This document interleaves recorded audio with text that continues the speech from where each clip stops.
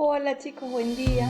Aprovecho de grabar esta clase, la número 13, esta guía de estudio, para que tengamos en cuenta que este es un nuevo tema que vamos a empezar a trabajar y que lo vamos a trabajar por 2 semanas. Les presento a la civilización griega y a las diferentes etapas históricas de este territorio. Cabe aclarar también que la civilización griega, nosotros en el mundo, específicamente en el mundo de la justicia, en el mundo del derecho, hablamos que la caracterizan por ser la cuna de la civilización.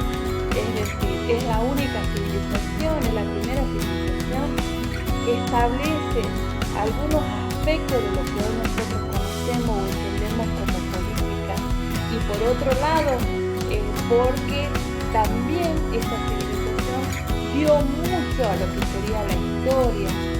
Fue una civilización muy amplia, muy floreciente, como decíamos en textos anteriores, en el anterior tema.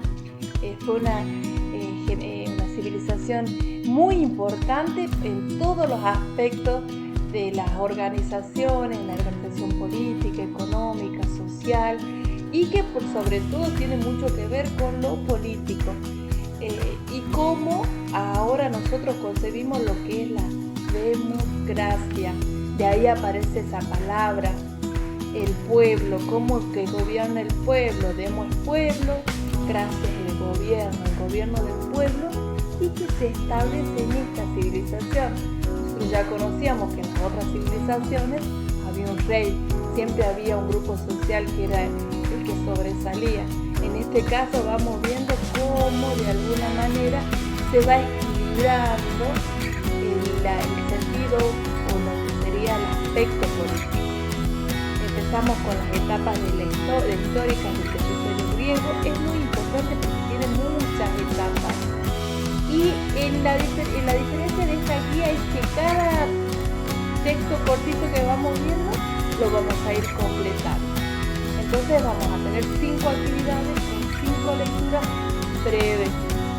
Acá prestemos atención en las etapas del territorio griego y la primera actividad que nos habla de elaborar una línea de tiempo, desde lo más antiguo hasta lo más cercano, Entonces vemos que acá empezamos que se desarrolla con lo que sería la civilización minoica en el año 3000 a.C. Acá iniciaría nuestra línea de tiempo. Y la terminaríamos con el 338, donde se establece el reino de Macedonia y el gran Alejandro Magno, que vamos a ver más adelante. Entonces hacemos la línea del tiempo. Luego, como veníamos hablando en todas las actividades anteriores, establecemos dónde se ubicaron y cuáles fueron los aspectos más relevantes de la economía. Vemos que se las establecen en 3 lugares. En realidad Grecia es una isla, entonces ¿dónde se establecen? La Grecia europea, la Grecia asiática y la Grecia insular. Y vamos viendo más abajo dónde vivían, cómo era este espacio geográfico, quizás cómo era el tiempo, cómo se llamaban las principales y más importantes ciudades. En estas 2 nos vamos a centrar. Y cómo era su organización política. Hablamos de la polis. Acá hablamos de la polis, hablamos de la ciudad. Y vamos a ver cuáles eran las características de estas polis y cómo se estructuraba su economía. Veníamos hablando anteriormente que todas estas grandes civilizaciones tenían un eje central que era la agricultura. Y en la actividad número 2, que es una actividad de comprensión de texto. Simplemente respondemos abajo por qué Grecia, creen ustedes que Grecia fue más importante en el comercio marítimo que el terrestre. En el mapita de arriba van a ver por qué. Creo que es muy fácil esta actividad, aparte porque los griegos se caracterizaron que eran grandes comerciantes. Luego describen las zonas de las polis griegas y cuál era la función de cada una de ellas. Algo les decíamos también en el texto anterior, y señalar en un mapa las regiones de Grecia, Europa, Asia Menor, la isla del Egeo, el mar Egeo, el Jónico, el Negro y hablamos de varios mares, nos tenemos, capaz que hacemos referencia a esto, ¿no? Grecia está bañada de estos mares, entonces el comercio se le hacía muy fácil. Vamos a lo que a mí me interesa y que le estuvimos mencionando anteriormente, a Esparta, Atenas y la democracia. Y las características de cada una de ellas.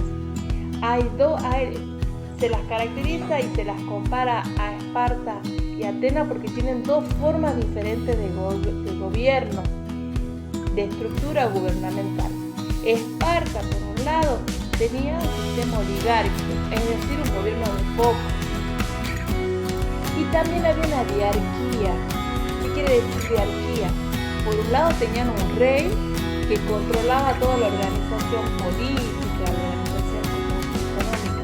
Pero por otro lado, había otro rey, entre comillas, que era el que controlaba las guerras, controlaba todo lo que sería el aspecto militar. Y es muy importante que tengamos en cuenta, creo que varios vimos las películas de 300, de los espartanos, que fueron héroes en la historia porque justamente sobresalen por las luchas intersticias que tenían con otras civilizaciones o con otros, como por ejemplo los persas, ¿no? Entonces siempre querían avanzar hacia esas islas porque esas islas eran muy ricas en cuanto a que estos grandes comerciantes que fueron haciendo su fortuna con el comercio se establecieron ahí y tenían una forma de gobierno muy importante. Entonces vemos que Esparta tenía un sistema oligárquico y en cambio Atenas, ¿sí? Empezamos a hablar que si bien había una minoría que se llamaba la aristocracia y que era la única que tenía el poder político, empiezan a hablar de lo que sería la democracia, el gobierno del pueblo. Pero ese pueblo tenemos que pensar que no eran todos, no eran los esclavos, no eran los campesinos, sino que tenías que tener un determinado ingreso económico para poder ser parte de esa democracia. ¿Sí? Eso lo tenemos que tener bien en claro. Hablamos también del desarrollo del comercio que les contaba, cómo se organizaban, tanto Esparta con un consejo de ancianos que se llamaba Jerusia y también los éforos, la asamblea, bueno, vamos a la apella, vamos a ver cómo eran esas organizaciones políticas. Acá le comenté entonces esta cuestión de la democracia de Atenas que decía que quienes estaban excluidos de la ciudadanía. De plano, las mujeres, ¿sí? ¿Por qué? Porque éramos inferiores en ese entonces al hombre. Tampoco es como para una discusión, tenemos que entender que en la historia la mujer ha ido pasando por distintos procesos, las mujeres fuimos pasando por distintos procesos hasta llegar donde estamos ahora, que somos ciudadanas plenas de derechos.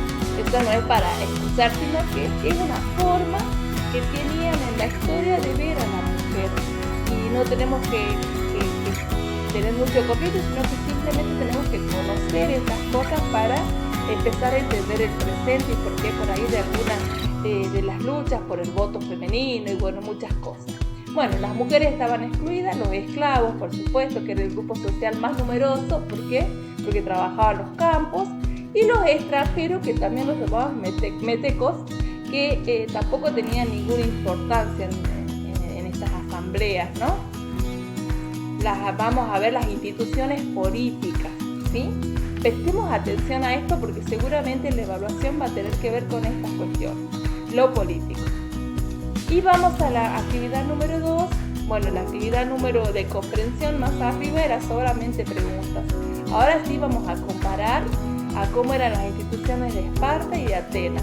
En un cuadro comparativo, en donde lo vamos a partir en dos, y vamos a poner por un lado Atenas y por otro Esparta, y vamos a ver, entonces vamos a mencionar, por ejemplo, la asamblea y la función de la asamblea, ¿sí?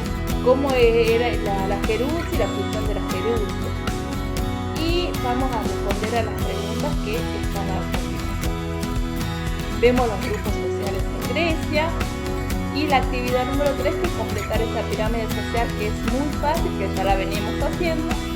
Vamos a hablar de las guerras médicas y las guerras del Peloponeso, en donde el imperio persa quiere avanzar sobre las polis griegas y cómo se alían los espartanos, los atenienses, a veces quiénes se alían para vencer a los persas, para que no ingresen a ese territorio, y una explicación breve de cómo fueron estas guerras, las famosas guerras médicas y las guerras del Peloponeso. Son muy importantes en la historia. Y por último, actividad del helenismo. Cuando hablamos del helenismo hablamos de la etapa más floreciente y la etapa que más se conoce de los griegos. ¿Por qué? Porque se han desarrollado culturalmente hablando muchísimo. Las urbanizaciones, los grandes monumentos arquitectónicos, sus grandes obras de arte, toda su historia se ha construido específicamente en este periodo de tiempo, el helenismo. Y vamos a hablar entonces de la última actividad, que es una lectura y comprensión de texto, y que vamos a explicar cortito por qué Alejandro Magno conquista el imperio persa, qué entienden ustedes por helenismo, cómo se extiende la cultura griega por otras regiones de Oriente Próximo, y en qué se diferencia de la forma de crear un imperio que tuvo Pericles a la que tuvo Alejandro. Esta última pregunta no la respondan porque vamos a ver en la actividad próxima, que es el Imperio Romano, y que empezamos a hablar de Pericles, vamos a avanzar sobre eso. La última pregunta no la respondemos entonces, ¿sí? Para ir avanzando un poquito. Hay algo acá en este texto, pero si quieren nos responden, si quieren no lo responden. Eso sería todo para la actividad número 13. Espero que avancemos, es muy cortita, son actividades de lectura y comprensión textual. No hay nada que tengan que buscar en internet, así que espero que la hagan prontamente y tenemos 2 semanas para realizarla. Los estoy viendo. Chau, chau.